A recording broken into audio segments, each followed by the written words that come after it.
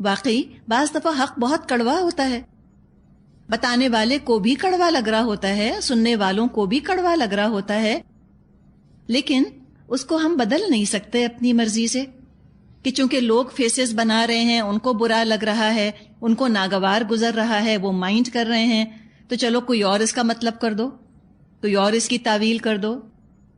یہ نہیں کیا جا سکتا. حق میں کمپرومائز نہیں ہو سکتا. حق کا کوئی بھی ریوائزڈ ایڈیشن نہیں ہوتا کہ یوں کہا جائے کہ ٹھیک ہے پہلی ہجری میں تو یہ مطلب تھا، 1426 ہجری میں اب یہ مطلب بن گیا اس کا. اس زمانے میں تو شراب حرام تھی، لیکن ہاں اب یہ ہے کہ چلو ٹھیک ہے 2006 آ گیا تو تھوڑی سی پی لو تو کوئی حرج نہیں. یہ کیا نہیں جا سکتا. یا کوئی کہے کہ ہاں اس زمانے میں تو سود حرام تھا، ربا حرام تھا، لیکن اب تو نیسیسٹی بن گیا ہے تو چلو تھوڑا سا سود جائز ہو گیا. یہ کیا نہیں جا سکتا. حق ریوائز نہیں ہوتا، ایک ہی ورژن ہے اس کا جو کہ نبی اکرم صلی اللہ علیہ وسلم لے کر آئے. تو فرمایا وَلَا تُسْأَلُ عَنْ أَصْحَابِ الْجَحِيمِ، آپ سے نہیں پوچھا جائے گا جہنمیوں کے بارے میں. نہ انبیاء سے نہ کسی عام مبلغ سے یہ نہیں پوچھا جائے گا کہ آپ کے ہوتے ہوئے اتنے لوگ جہنم میں کیوں چلے گئے. چاہے ابراہیم علیہ السلام ہو یا محمد صلی اللہ علیہ وسلم ہو یا کوئی عام مبلغ ہو، اس سے نہیں پوچھا جائے گا کہ تمہاری موجودگی میں تمہاری اولاد نے ہدایت کیوں نہ پائی. نوح علیہ السلام سے نہیں پوچھا جائے گا کہ کمال ہے 950 برس تو آپ نے تبلیغ کی تو آپ کا بیٹا آخر کافر کیوں رہ گیا. یا لوط علیہ السلام سے نہیں پوچھا جائے گا کہ کمال کر دیا آپ نے، آپ کی بیوی کنورٹ نہیں ہوئی تو آپ نے کیا تبلیغ کی. یہ پوچھا جائے گا؟ نہیں پوچھا جائے گا. نبی اکرم صلی اللہ علیہ وسلم سے اللہ تعالیٰ یوں نہیں پوچھے گا کہ کمال ہو گیا محمد صلی اللہ علیہ وسلم، آپ کا اپنا چچا ابو لہب کافر رہ گیا، کیا تبلیغ کی آپ نے.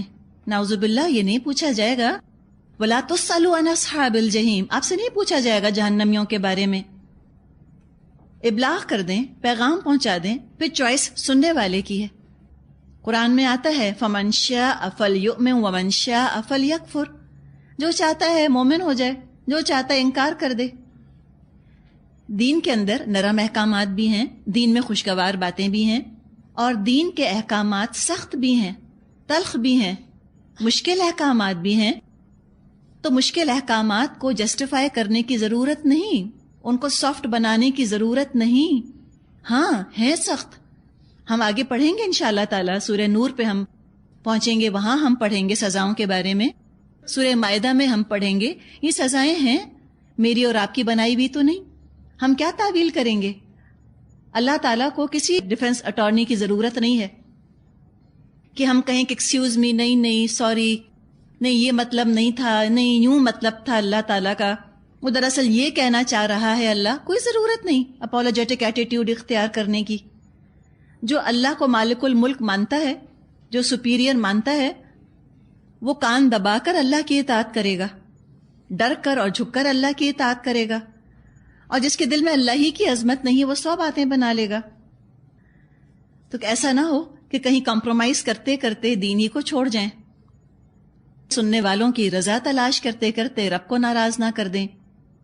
اس کے بارے میں بھی فرما دیا آیت 120 وَلَن تَرْضَىٰ عَنْكَ الْيَهُودُ وَلَا النَّصَارَىٰ حَتَّىٰ تَتَّبِعَ مِلَّتَهُمْ قُلْ إِنَّ هُدَى اللَّهِ هُوَ الْهُدَىٰ وَلَئِنِ اتَّبَعْتَ أَهْوَاءَهُمْ بَعْدَ الَّذِي جَاءَكَ مِنَ الْعِلْمِ مَا لَكَ مِنَ اللَّهِ مِنْ وَلِيٍّ وَلَا نَصِيرٍ. یہود اور عیسائی تم سے ہرگز راضی نہ ہوں گے جب تک تم ان کے طریقے پر نہ چلنے لگو. یہ کس نے فرمایا ہے؟ ایک ججمنٹل سٹیٹمنٹ ہے، ججمنٹل ہونے والی بات ہے؟ نہیں، یہ اللہ تعالیٰ کا قول ہے، اور اللہ تعالیٰ ہے جج. اللہ کو پورا اختیار ہے ججمنٹل ہونے کا، اس کی مخلوق ہے. میں اور آپ اگر کسی کے بارے میں ایسی بات کہیں تو وہ گمان ہو سکتا ہے، مے بی ہم سوچ رہے ہیں اور ایسی بات نہ ہو، مے بی ہماری غلطی ہو. لیکن اللہ تو علیم بذات الصدور ہے نا، وہ تو دلوں کے راز جانتا ہے. اللہ تعالیٰ اس عیب سے پاک ہے کہ کسی سے بدگمانی کرے یا کسی مس انڈرسٹینڈنگ کا اللہ شکار ہو جائے. نعوذ باللہ. نہیں، جب اللہ تعالیٰ نے فرما دیا وَلَن تَرْضَىٰ عَنْكَ الْيَهُودُ وَلَا النَّصَارَىٰ حَتَّىٰ تَتَّبِعَ مِلَّتَهُمْ، اے مسلمانوں ہرگز تم سے راضی نہیں ہوں گے یہ یہود اور نصارہ جب تک تم ان کے طریقے کی پیروی شروع نہ کر دو. تو ہم کیا کہیں؟ صاف کہہ دو کہ راستہ بس وہی ہے جو اللہ نے بتایا ہے، ورنہ اگر اس علم کے بعد جو تمہارے پاس آ چکا تم نے ان کی خواہشات کی پیروی کی تو اللہ کی پکڑ سے بچانے والا کوئی دوست اور مددگار تمہارے لیے نہیں ہوگا. 100% حقیقت ہے جو بتائی جا رہی ہے. جتنی یہ بات آج واضح ہے شاید 1400 سال پہلے اتنی واضح نہ ہو. ہم نے دیکھ لیا کہ اللہ کو چھوڑ کر اور سننے والوں کو راضی کرنے کے لیے یہود کی خاطر، نصارہ کی خاطر اپنے دین کا ہم کتنا بھی حلیہ بگاڑ لیں، ہم اپنے دین کو کتنا بھی ڈسٹارٹ کر لیں، وہ کسی طرح راضی ہونے والے نہیں ہیں. ایسے بھی آپ کو مسلمان ممالک آج ملیں گے کہ جنہوں نے اپنا سب کچھ چھوڑ دیا، ہر چیز چھوڑ دی، قرآن سے منہ موڑ لیا، سنت کو ابینڈن کر دیا، کفار کے، یہود نصارہ کے طور طریقے اپنا لیے، لیکن پھر بھی وہ راضی نہیں. اس لیے کہ بہرحال وہ نام کے تو مسلمان ہیں، نام تو نہیں بدلا انہوں نے، تو وہ راضی نہیں ہوں گے ان سے. سب کچھ کر لیا لیکن بوزنین سے وہ راضی نہ ہوئے. بوزنینز کہتے تھے کہ ہمارے اندر تو اسلام کی کوئی چیز ہی نہیں، لیکن نام تو مسلمانوں والا ہے. ان کا لباس آپ دیکھیں، بوزنینز کا طور طریقے ان کے دیکھیں، ان کی رسومات آپ دیکھیں، کلچر، ہر چیز ان کا نان مسلمز کی طرح کا ہی تھا. تو کیوں اتنا ان کے اوپر ظلم اور ستم ڈھایا؟ نام جو مسلمان والے تھے. اسی طرح کی کوشش ٹرکی نے بھی کری. ترکی نے عربی اسکرپٹ کو انہوں نے وہاں پر بین کر دیا، مسجدوں پر تالے ڈال دیے. ان کا مکمل طرز زندگی، معاشرتی آداب، کلچر، ہر چیز انہوں نے ویسٹ کی اپنا لی. یہود کی طرح، نصارہ کی طرح انہوں نے اپنے اسلام کا مذاق بھی اڑا لیا.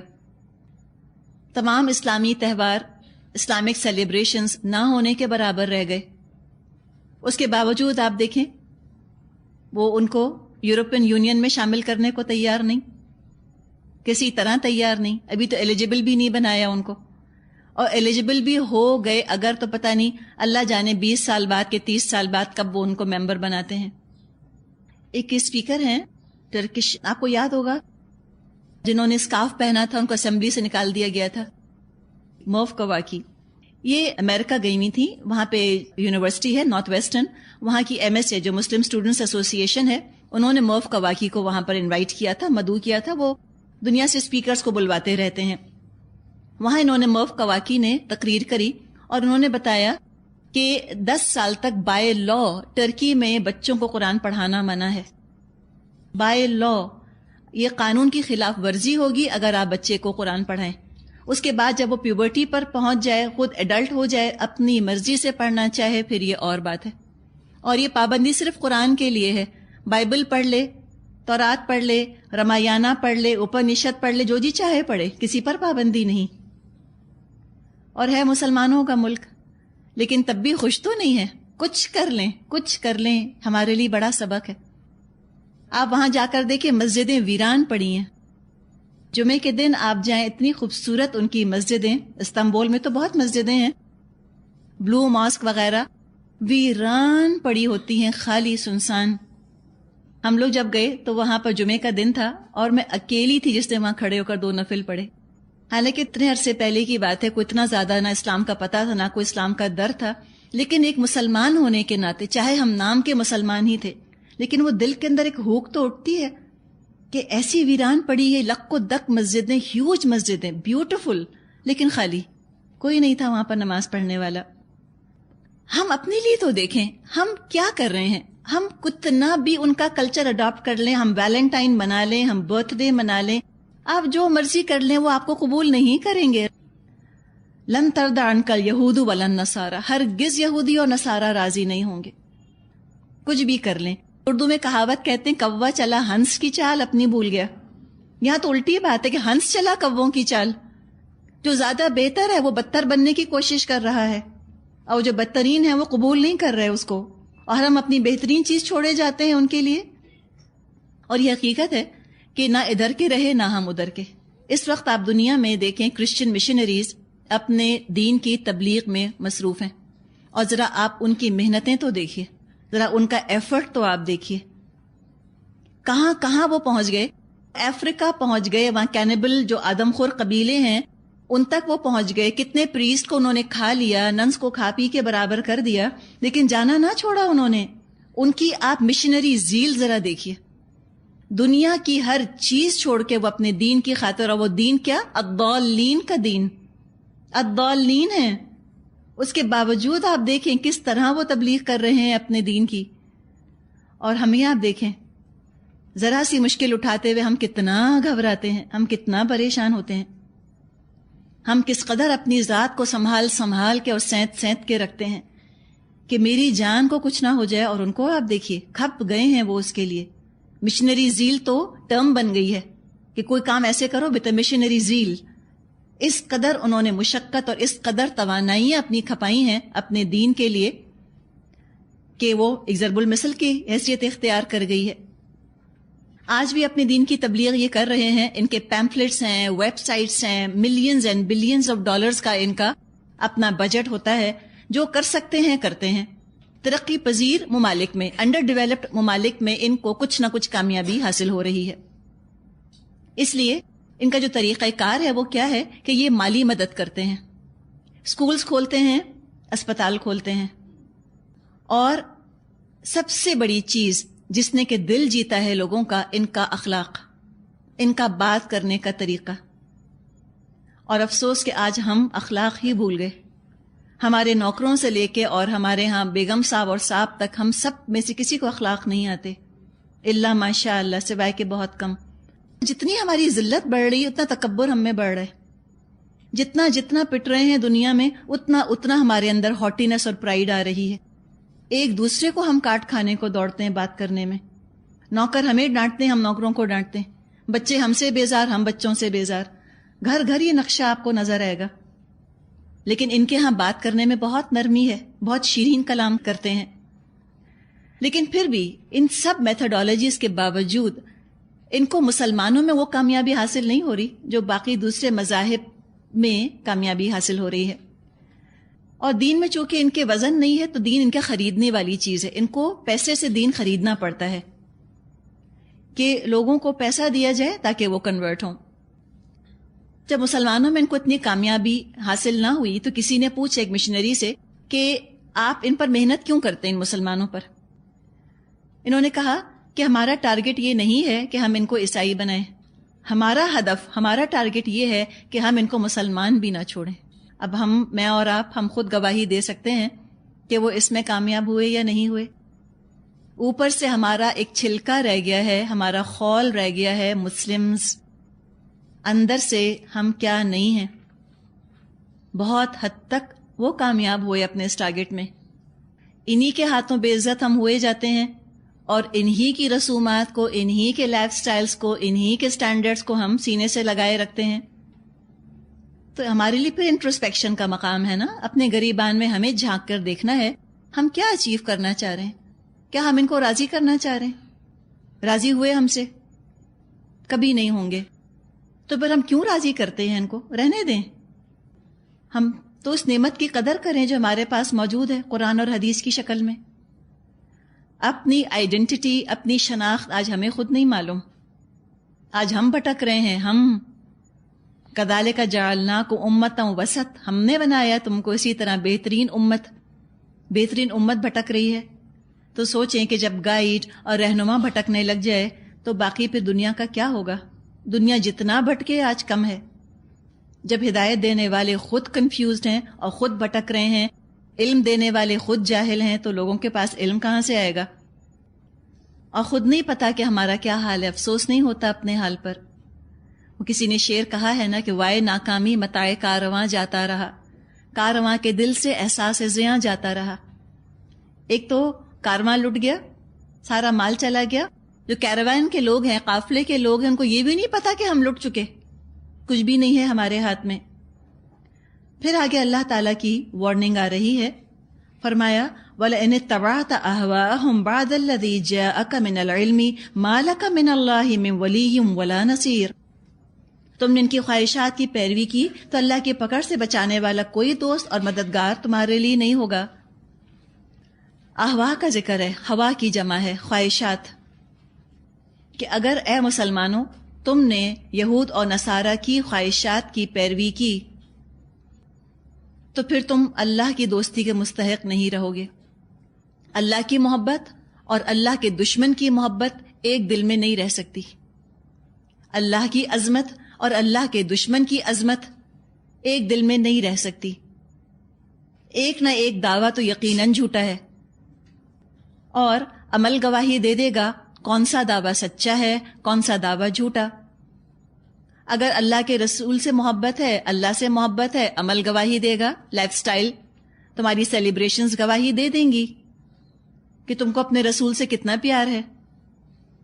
اور اگر صرف کلیم ہی کلیم ہے، دعویٰ ہی دعویٰ ہے، تو تمہارا عمل، تمہاری سیلیبریشنز، تمہاری خوشی اور غم منانے کے طریقے گواہی دے دیں گے کہ تم سچ کہہ رہے ہو یا جھوٹ۔ تو فرمایا کہ دیکھو وَلَئِنِ اتَّبَعْتَ هَوَاهُمْ، اگر تم نے ان کی خواہشات کی پیروی کی۔ خواہشات کیا ہیں یہود اور نصارہ کی؟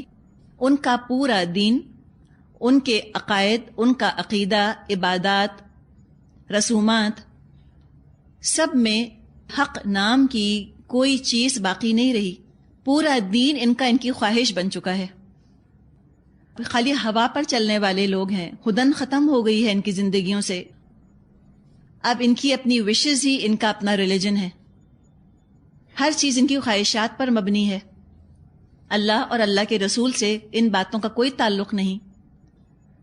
اب جو بھی مغضوب علیہم کے پیچھے چلے گا، الضالین کے پیچھے چلے گا، تو اس کا نام کا مسلمان ہونا اس کو برے انجام سے بچا نہ سکے گا۔ کرنے کا کام کیا ہے یہ بھی آگے بتایا گیا، آیت 121، الذین آتیناہم الکتاب یتلونہ حق تلاوتہ اولئک یؤمنون بہ ومن یکفر بہ فاولئک ھم الخاسرون۔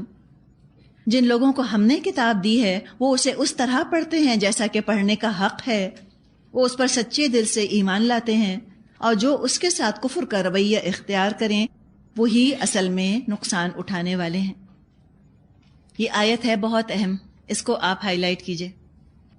اب دیکھیے، اگر اپنے آپ کو ہم رکھیں تو ایسا لگتا ہے جیسے آیت 120 اور آیت 121 کے درمیان ہیں، ہم اس کے بیچ میں ہیں۔ جیسے اگر ہم معاشرے کو دیکھیں، اب تک جو زندگیاں ہم گزار رہے تھے وہ تو وہی پیٹرن تھا جو آیت نمبر 120 میں بتایا کہ ہم یہود اور نصارہ ہی کی پیروی کر رہے ہیں۔ کانشیسلی نہیں، ہو سکتا ہے شعوری طور پہ نہ کر رہے ہوں، لیکن غیر شعوری طور پہ انکانشیسلی تو کر ہی رہے ہیں، اس لیے کہ ہم نے اپنے معاشرے میں، اپنے خاندان میں دیکھا ہی یہ لوگوں کو کرتے ہوئے۔ اب کیا ہوا؟ غیر شعور سے ہم شعور کی طرف آئے، انکانشیس لیول سے ہم کانشیس لیول کی طرف آئے۔ اب ہم نے کتاب پڑھنی شروع کی، تو لہٰذا اب ہمیں فوکس کرنا ہے اس آیت کے اوپر، آیت 121 پر۔ اور آتیناہم الکتاب، ہم نے دی ان کو کتاب۔ اب یہاں ان کی جگہ اپنے آپ کو رکھ لیجئے۔ نئی کتاب تو مجھے اور آپ کو ملی ہے نا، کتاب تو 1400 سال پہلے سے ہے، لیکن ڈسکور اس کو ہم نے اب کیا ہے۔ ایسا ہے جیسے کہ ہمارے گھر میں کوئی بڑا قیمتی ہیرا رکھا ہوا ہو اور ہم اس کی طرف سے لا علم ہوں۔ اب نیا نیا ہم کو وہ ہیرا نظر آ گیا، اب اس کا حق ادا کرنا ہے، اس سے فائدہ اٹھانا ہے۔ یہ کتاب ہمارے گھروں میں تھی، مدتوں سے تھی اور بند تھی۔ اس کا نور، اس کی ہدایت بھی اس کتاب کے ساتھ سب کچھ بند ہی تھا۔ اب یہ کتاب کھلی، ہماری زندگیوں میں روشنی ہونا شروع ہوئی۔ اب ہمیں کیسے اس کتاب کو استعمال کرنا ہے کہ یہ ہمارے لیے فائدہ مند ہو، اس کا یہاں پر ذکر ہے۔ اور جو کتاب سے فائدہ نہ اٹھائیں انہوں نے تو بڑی ناشکری کری، تو یکفر کا لفظ آیا ہے، جو کفر کرے۔ کفر کیا کرے؟ شکر کا اپوزٹ ہے، جی ہاں، جو ناشکری کرے، جو اس نعمت کی قدر نہ کرے، جو کفران نعمت کرے، یا جو ریجیکٹ ہی کر دے، پڑھنے کے باوجود ایسا بن جائے جیسے کبھی پڑھی ہی نہیں، ان کا ذکر ہے۔ تو پہلے ذکر کیا حق تلاوت ہی، وہ اس کتاب کو ایسے پڑھتے ہیں جیسے کہ پڑھنے کا حق ہے۔ سب سے پہلا حق اس کتاب کا کہ اس پر ایمان لایا جائے. ایمان کا ڈیفینیشن آپ کو یاد ایک دفعہ ہم نے ڈسکس کیا تھا کہ ہم بعض دفعہ اپنے ایمان کو اس قیمتی کپڑے کی طرح بہت ریپ کر کے اور کسی صندوق میں بند کر دیتے ہیں، اور کبھی نکال کر اس کو ہم دیکھتے ہی نہیں کہ ہمارا ایمان دراصل ہے کس حال میں. تو ذرا اپنے ایمان کو نکال کر دیکھنا بھی ہے، ذرا اس کو قرآن سنت کی دھوپ اور ہوا بھی لگانی ہے کہ کہیں ایمان کو کیڑا تو نہیں لگ گیا. تو یہ بالکل جو قرآن کا ایمان ہے، ہم کہتے ہیں ہاں آف کورس قرآن پر ہمارا ایمان ہے، اس میں کون سی سوچنے کی بات ہے. بلکہ اگر آپ کسی سے پوچھیں اپنے معاشرے میں کہ کیا تمہارا قرآن پر ایمان ہے، تو وہ ناراض ہو جائیں گے آپ سے، کہیں گے کیا مطلب، کیا ہم کافر ہیں؟ بالکل ہمارا قرآن پر ایمان ہے. غلط فہمی کہاں ہو رہی ہے ان کو؟ وہ تعظیم کو ایمان سے کنفیوز کر رہے ہیں. وہ سمجھتے ہیں قرآن کا احترام کرنا یہی دراصل قرآن پر ایمان لانا بھی ہے. اس کنفیوژن کو ہمیں دور کرنے کی ضرورت ہے. قرآن کا احترام کرنا، قرآن کی عزت کرنا، یہ ایمان کا ایک حصہ ہے. کل ایمان یہ نہیں ہے کہ بس قرآن کی عزت کر لی جائے، اس سے زیادہ بہت کچھ آتا ہے ایمان کے اندر. تو یا تو ہم تعظیم کرنے کو ایمان سمجھتے ہیں، یا اس کتاب کو چوم لینے کو، اس سے محبت کرنے کو ایمان سمجھتے ہیں. تو محبت بھی کرنی ہے، یہ بھی ایمان کا حصہ ہے، لیکن کل ایمان یہ نہیں ہے کہ قرآن کو چوم لیا جائے. یہ آپ نے دیکھا ہوگا نا، کچھ لوگ قرآن کو اٹھاتے ہیں تو اس کو چوم لیتے ہیں. یہ چومنا کیا ہے؟ دراصل محبت کا اظہار ہے. اور یہ حقیقت ہے کہ قرآن سے مسلمانوں کو محبت بھی ہے. کسی نے چاہے زندگی میں کبھی بھی قرآن نہ پڑھا ہو، لیکن جب اس نے یہ خبر پڑھی تھی کہ انہوں نے قرآن کو اٹھا کر اور ٹوائلٹ بول میں ڈال دیا، تو دل پر چوٹ تو لگی ہوگی. یہ ہو نہیں سکتا کہ دل پر چوٹ نہ لگے، چاہے زندگی میں کبھی قرآن پڑھا ہو یا نہ پڑھا ہو، سمجھا ہو یا نہ سمجھا ہو. تو محبت کے اور عزت کے جذبات الحمدللہ اکثر مسلمانوں کے دل میں ہیں، الا ماشاء اللہ. اب جو ایمان کا تیسرا پہلو ہے، لیکن دو پہلو تو ہو گئے نا، محبت بھی کرنی ہے، تعظیم بھی کرنی ہے، اس میں تو ہم پورے اتر گئے. اب جو تیسرا پہلو ہے، قرآن کی تعمیل، قرآن پر عمل، اس کے بارے میں تھوڑا سا دل کو ٹٹولیں. کیا قرآن کے سچ ہونے پر ہم کو پورا یقین ہے؟ جب ہم یہ سوال اپنے آپ سے پوچھتے ہیں تو محسوس ہوتا ہے کہ دل قرآن پر یقین سے خالی ہیں. یقین نہیں ہے، وہاں پر ریب کے اور شک کے سائے منڈلا رہے ہیں، ڈاؤٹس، انسرٹنٹیز.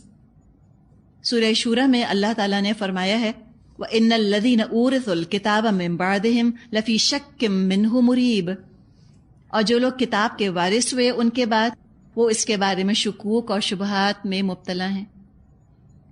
بس ایک ڈوگما کے طور پہ آج کا مسلمان قرآن کو مقدس کتاب تو مانتا ہے، ہولی بک تو مانتا ہے، لیکن چونکہ یقین نہیں ہے اس کے اوپر، لہٰذا زندگی سے اور زندگی کے معاملات سے قرآن کا کوئی تعلق بچا نہیں. تو یہ بڑا ہی ادھورا ایمان ہے، بڑا ہی نامکمل ایمان ہے. چلیں ذرا ہم اس کو پانی سے کمپیئر کرتے ہیں نا. ہم پانی کی قدر بہت کرتے ہیں، پانی کی اہمیت ہمیں معلوم ہے، پانی بڑا اہم ہے، چونکہ ہماری زندگی کے لیے ضروری ہے. تو پانی سے ہم کو محبت بھی ہے، ہمیں اچھا بھی بہت لگتا ہے. تو ہم قدر کریں پانی کی، ہم محبت کریں پانی سے، لیکن اگر استعمال نہ کریں ہم پانی، پئیں نہ، تو ہم مر جائیں گے، زندہ نہیں رہ سکتے. اسی طرح قرآن سے محبت کرنا، قرآن کی تعظیم کرنا، لیکن قرآن پر عمل نہ کرنا، استعمال نہ کرنا قرآن کو، اس کے بغیر بھی ہلاکت ہے انسان کی. جنت کی زندگی نہیں مل سکتی. جس طرح صرف پانی کو دیکھ لینے سے یا پانی کا نام لے لینے سے پیاس نہیں بجھتی. یہاں اگر آپ کو پیاس لگ رہی ہے، پانی پانی کہتی رہیں، پیاس تو نہیں بجھے گی. بالکل اسی طرح صرف قرآن کے الفاظ دیکھ لینے سے اور زبان سے اس کی تعریف کر لینے سے نجات ممکن نہیں ہے. اگر ہم یہ سوچیں کہ ہمارا قرآن پڑھنے کا مقصد صرف یہ ہے کہ تجوید بہت اچھی ہو جائے، گرامر بہت اچھی ہو جائے، ترجمہ ہمیں رٹ جائے، عمل کا دیکھیں گے نا، وہ پوسٹ پون کر دیا. یہ سوچا کہ چلو پہلے کورس مکمل ہو جائے تو پھر دیکھا جائے گا، عمل کے بارے میں غور کریں گے. نہیں، یہ طریقہ درست نہیں ہے. نجات کے لیے تو عمل ضروری ہے. روح کی پیاس خالی پڑھ لینے سے نہیں بجھتی. روح کی پیاس بجھتی ہے جب قرآن کو اپنے اندر جذب کیا جائے، ایبزارب کیا جائے، اپنے رات دن کے روٹین کا اس کو حصہ بنایا جائے. بالکل جیسے پانی جسم کے اندر جذب ہو کے جسم کا حصہ بن جاتا ہے، سرکولیٹ کرتا ہے باڈی میں خون کے ساتھ. یہ ہے دراصل ایمان کا تقاضا. یؤمنون بہ، وہ ایمان لاتے ہیں اس پر. ایمان کا لازمی تقاضا عمل. پھر دنیا کے بارے میں اور دنیا کے علم کے بارے میں ہم کو یقین ہے کہ اگر ہم دنیا کا علم حاصل نہیں کریں گے تو یہاں ہم عزت حاصل نہیں کر سکتے. اور یہ جو یقین ہے یہ ہمارے عمل میں، ہمارے ایٹیٹیوڈ میں اس کا عکس ہمیں نظر آتا ہے، یہ ریفلیکٹ ہوتا ہے. ہر حال میں ہم خود کو تعلیم سے آراستہ کرتے ہیں، اپنے بچوں کو ہم تعلیم دلواتے ہیں، کتنا بھی پیسہ خرچ کرنا پڑے، کتنی محنت مشقت اٹھانی پڑے. کچھ سکولز کے بارے میں آپ نے سنا ہوگا کہ ان کے ہاں جو ایڈمیشن فارمز دیے جاتے ہیں تو بعض دفعہ پیرنٹس رات کو وہاں پر لائن میں کھڑے ہو جاتے ہیں، پوری رات کھڑے رہتے ہیں کہ صبح فارم ملے گا. اور فارم کا خالی ملنا ہے، ایڈمیشن کی گارنٹی کوئی نہیں. ابھی صرف فارم لینے کے لیے اتنی تگودو ہے. عظمت ہے نا ہمارے دل میں. ہم ہر حال میں اپنے بچوں کو اعلیٰ تعلیم دلانا چاہتے ہیں. اب اس معیار پر ذرا خود کو پرکھیں کہ کیا ہم نے اتنی ایفرٹ کبھی قرآن کے لیے کی، کبھی قرآن سیکھنے یا سکھانے کے لیے کی. اگر اتنی اہمیت، اتنا وقت ہم قرآن کو اگر نہیں دے رہے، اس کا مطلب ہے یقین میں کمی ہے. ہمارے خیال میں دس از ناٹ ایز امپورٹنٹ. ہمارے خیال میں اتنا اہم بھی نہیں ہے قرآن کا پڑھنا پڑھانا. آفٹر آل اتنا بھی کیا امپورٹنٹ ہے؟ تو یہ تو ایمان نہ ہوا. اگر واقعی سمجھیں کہ اللہ کا کلام ہے، اللہ کی کتاب ہے، تو لاپرواہی نہیں ہو سکتی، یہ کیئرلیس ایٹیٹیوڈ نہیں ہو سکتا. تو ایمان ضروری ہے. پھر قرآن کا حق کیا ہے کہ اس کو پڑھا جائے، یتلونہ، تلاوت کی جائے. تلاوت کا مادہ تلا یتلو ہے، تا لام الف، تلا یتلو. تلا یتلو کا مطلب ہوتا ہے پیچھے پیچھے آنا، ٹو فالو. 30 پارے میں سورت آتی ہے نا، والشمس وضحاها والقمر اذا تلاها. تو تلاوت کے لفظی مطلب صرف پڑھنے کے نہیں ہوتے، بلکہ پیچھے پیچھے آنا بھی اس کا مطلب ہے. اور تلاوت کا مطلب ریڈ نہیں ہوتا، ریسائٹ ہوتا ہے. آپ کو پتہ ہے نا ریڈ اور ریسائٹ میں فرق ہے. پڑھنا اور پڑھنا تو دونوں ہی ہے، لیکن انگلش میں بہت اچھی طرح ہم سمجھ سکتے ہیں. ایک ہوتی ہے ریڈنگ، ایک ہوتا ہے ریسیٹیشن. ریڈنگ تو خود بھی ہو سکتی ہے، اپنے آپ کو ہم سنائیں، خود ہی پڑھیں. ریسیٹیشن میں خود بھی پڑھ رہے ہوتے ہیں اور دوسروں کو بھی سنایا جا رہا ہوتا ہے. تو تلاوت دراصل ریسیٹیشن کو کہا جاتا ہے. کتاب کو پڑھنا بھی ہے اور اپنے ذہنوں کو اس کے سانچے میں ڈھالنا بھی ہے، اس کے مولڈ کے اندر اپنے آپ کو مولڈ بھی کرنا ہے، ذہنی طور پہ اس کو فالو کرنا ہے. اور بار بار پڑھنا ہے، قرآن کو مسلسل پڑھنا ہے. قرآن ایسی کتاب نہیں ہے کہ بس ایک دفعہ پڑھ کر اور یہ سمجھ میں آ جائے، بلکہ مسلسل پڑھتے رہنے والی کتاب ہے. جیسے کوئی سونے کی یا ہیرے کی کان ہوتی ہے، گولڈ مائن ہوتی ہے یا ڈائمنڈ کی مائن ہوتی ہے. لوگ اس کی گہرائی میں جاتے رہتے ہیں اور مزید سونا، مزید ہیرے اس میں سے نکلتے رہتے ہیں. تو دنیا کی مائنز میں سے تو خزانہ ختم ہو سکتا ہے، لیکن قرآن یہ علم کا، حکمت کا ایسا خزانہ ہے کہ جس میں کبھی حکمت اور علم ختم نہیں ہونے والا، ان اینڈنگ سپلائی ہے.